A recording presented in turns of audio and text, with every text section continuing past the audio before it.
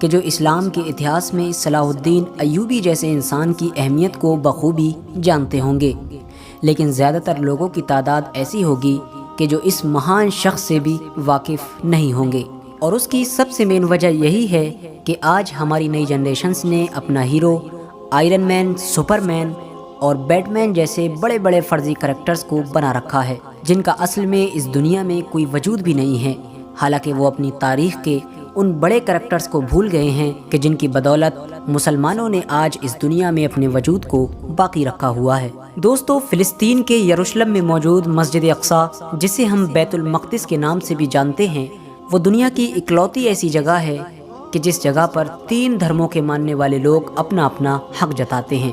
یعنی مسجد اقصیٰ ایک ایسی جگہ ہے کہ جو عیسائی دھرم میں بھی بہت زیادہ اہمیت رکھتی ہے، وہیں دوسری طرف یہودی بھی اسے اپنی اہمیت دیتے ہیں، اور تیسری طرف اسلام کے ماننے والے لوگ بھی بہت زیادہ اسے اپنا سمجھتے ہیں، اور بیت المقدس کو اسلام کا دل مانا جاتا ہے۔ اس کی وجہ یہ ہے کہ بیت المقدس اسلام کا قبلہ اول ہے، یعنی کعبے سے پہلے اسی کی طرف منہ کر کے نماز ادا کی جاتی تھی، اور یہی وجہ ہے کہ اسلام میں بیت المقدس کو اتنی زیادہ اہمیت دی گئی ہے۔ یعنی اسلام میں کعبے کے بعد اگر سب سے بڑا مرتبہ کسی عمارت کا سمجھا جاتا ہے تو وہ بیت المقدس ہی ہے۔ بیت المقدس سے 3 مذہبوں کی عقیدت کے جڑے ہونے کی وجہ سے ہی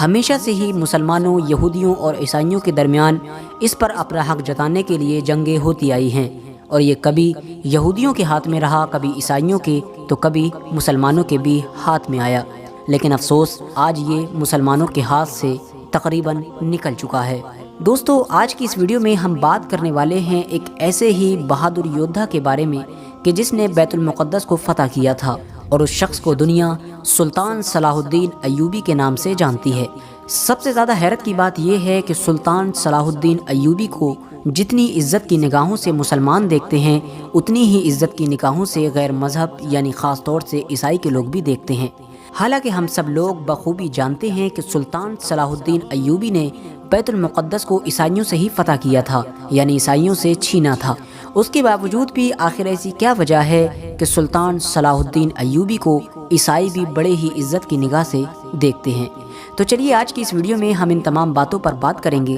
ویڈیو کو شروع کرنے سے پہلے بس میری چھوٹی سی گزارش ہے کہ جو لوگ چینل پر نئے آئے ہیں تو چینل کو سبسکرائب کرتے ہوئے ساتھ ہی میں بیل آئیکن کو بھی دبا دیں، اور ہماری حوصلہ افزائی کے لیے ہماری ویڈیو کو ضرور لائک کیا کیجیے تاکہ اسی طرح کی ہسٹوریکل اور نالجبل ویڈیوز کا یہ سلسلہ ہم جاری رکھ سکیں۔ سلطان صلاح الدین ایوبی کی پیدائش 1138 عیسوی میں ہوئی۔ آپ کا پورا نام سلطان صلاح الدین یوسف بن ایوب تھا۔ آپ کی سلطنت کو ایوبی سلطنت کے نام سے جانا جاتا ہے۔ آپ کی سپہ سالاری میں آپ کی فوج نے بہت سارے علاقوں کو فتح کیا، اور سب سے خاص بات یہ ہے کہ سلطان صلاح الدین ایوبی کو اسلام میں اس لیے بھی زیادہ اہمیت دی جاتی ہے کیونکہ یہ وہ مجاہد تھے کہ جنہوں نے اسلام میں کعبے کے بعد سب سے زیادہ اہمیت دی جانے والی عمارت یعنی بیت المقدس کو ظالم عیسائیوں کے ہاتھ سے چھین کر فتح کر لیا تھا، اور اس پر مسلمانوں کی حکومت قائم کر دی تھی۔ عیسائیوں نے مسلمانوں سے جب بیت المقدس کو چھینا اور بیت المقدس پر فتح حاصل کی تو مسلمانوں پر ظلم و ستم کی حدیں پار کر دی۔ بیت المقدس کی کہانی شروع ہوتی ہے کافی لمبے وقت پہلے سے۔ حضرت عمر فاروق اعظم کے دور میں مسلمانوں نے بیت المقدس کو فتح کر لیا تھا، اور اس کے بعد تقریباً 3 صدیوں سے زیادہ مسلمانوں کے پاس ہی اس کی باغ ڈور رہی۔ لیکن پھر اس کے بعد دھیرے دھیرے مسلمان کمزور پڑنے لگے، مسلمان چھوٹے چھوٹے فرقوں میں بڑھ گئے، جس کا نتیجہ یہ ہوا کہ اس وقت کی مسلم سلطنت جو کہ سلجوق سلطنت تھی وہ کمزور پڑ گئی، اور دھیرے دھیرے فلسطین، سیریا جیسے علاقوں پر عیسائیوں نے قبضہ کرنا شروع کر دیا، اور آخرکار 1099 میں عیسائیوں نے مسلمانوں سے بیت المقدس کو بھی چھین لیا۔ مسلمانوں کے ہاتھوں سے جب بیت المقدس نکل گیا اور وہاں پر عیسائی ظالموں کی حکومت ہو گئی تو پوری اسلامی دنیا میں ماتم کی لہر چھا گئی، کیونکہ یقیناً بیت المقدس کو اسلام میں بہت زیادہ اہمیت حاصل تھی۔ اگر ہم دوسرے لفظوں میں کہیں تو بیت المقدس اسلام کا ایک دل ہے،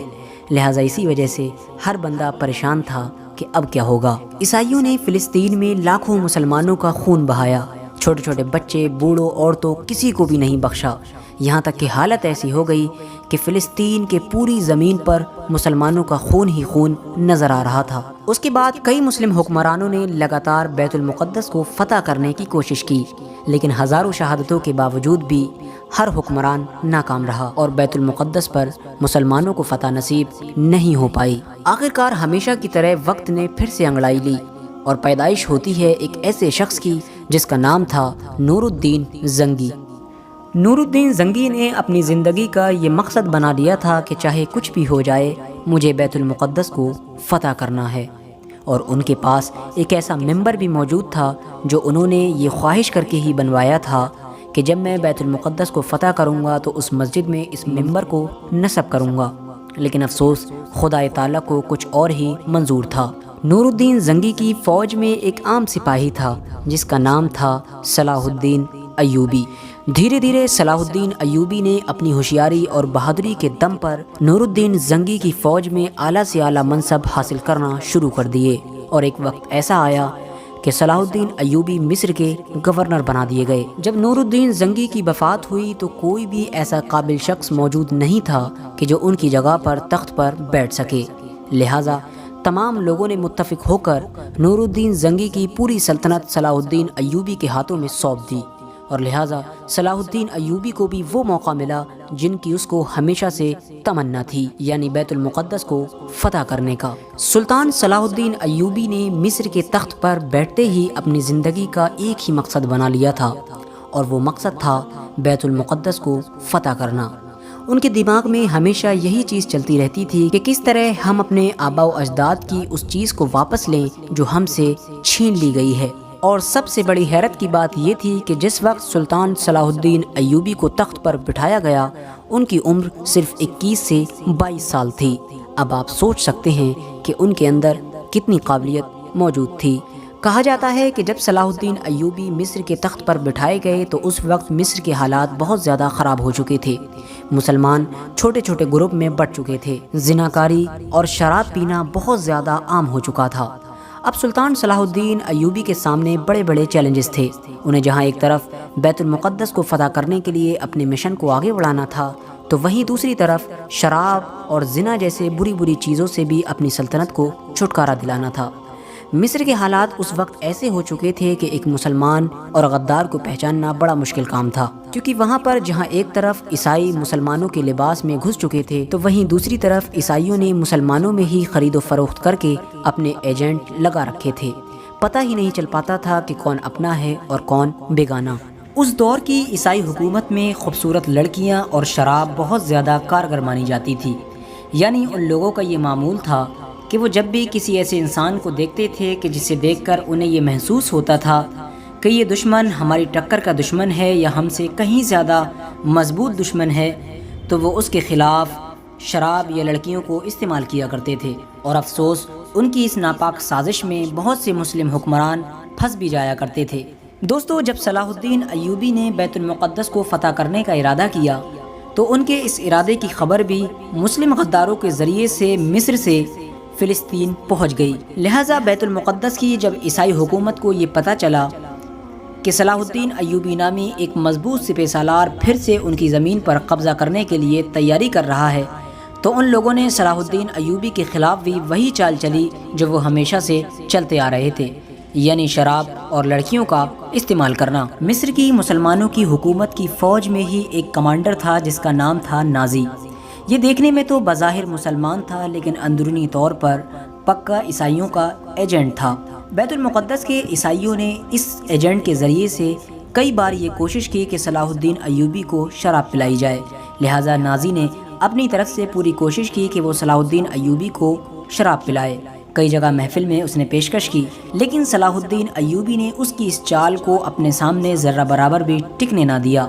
صلاح الدین ایوبی نے کبھی بھی شراب کو پینا تو دور ہاتھ تک نہیں لگایا، لہٰذا نازی کو جب اس بات کا یقین ہو گیا کہ صلاح الدین ایوبی اس شراب کو کبھی ہاتھ نہیں لگائے گا، تو پھر اس نے ناکام ہو کر اپنا دوسرا والا فارمولہ اپنایا، اور وہ دوسرا والا فارمولہ تھا لڑکی کا فارمولہ۔ لہٰذا اس نے ایک رات ایک بہت زیادہ خوبصورت لڑکی کو اپنے کام کے لیے راضی کر لیا۔ اس خوبصورت لڑکی کو راضی کرنے کے بعد وہ نازی جنرل جو عیسائیوں کا ایجنٹ تھا وہ حضرت سلطان صلاح الدین ایوبی کے پاس گیا اور اس نے سلطان سے کہا کہ سلطان ایک لڑکی آئی ہے جو بہت دور سے سفر طے کر کے آئی ہے اور وہ آپ سے ملنا چاہتی ہے اور وہ بہت پریشان ہے۔ سلطان صلاح الدین ایوبی نے کہا اگر ایسی بات ہے تو بالکل اس لڑکی کو جلد از جلد اندر بلا لیا جائے، لیکن ظاہر ہے کہ نازی کے ارادے تو کچھ اور ہی تھے۔ نازی نے سلطان صلاح الدین ایوبی سے کہا کہ وہ لڑکی اس بات کی بھی ضد کر رہی ہے کہ وہ آپ سے اکیلے میں ملنا چاہتی ہے۔ یہ سن کر سلطان صلاح الدین